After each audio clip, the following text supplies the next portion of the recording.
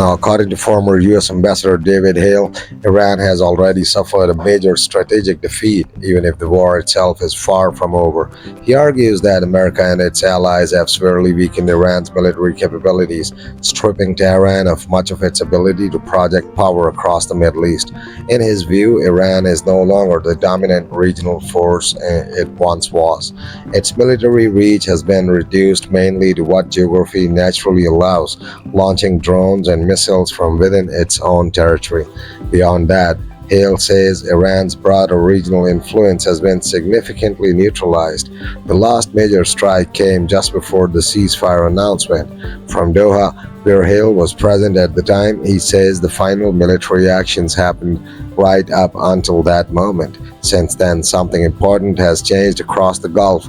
There has been stronger unity and strategic alignment between the Gulf states and the United States. Why? Because regional governments now clearly see Iran as the central threat to long-term stability. Hale says no one in the region can ignore what he calls the menace posed by Tehran. Now, that shared concern has strengthened alliances with Washington and shifted the regional balance of power.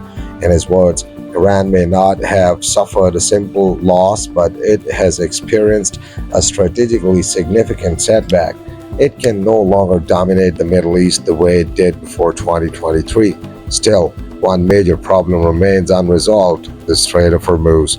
Hale believes that issue will eventually be solved. Shipping lanes will reopen, oil will begin flowing normally again. But even after that happens, the real challenge begins: negotiations. Because even if the US and Iran return to the table for talks, the gap between both sides remains enormous.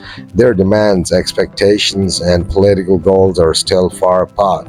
That means reopening the strait does not end the crisis, it only moves the conflict into a new phase. The bigger battle may be diplomatic, not military, and Hale does not see any easy conclusion. Now that's all for now. Drop down your opinions in the comment box and don't forget to subscribe to watch more updates.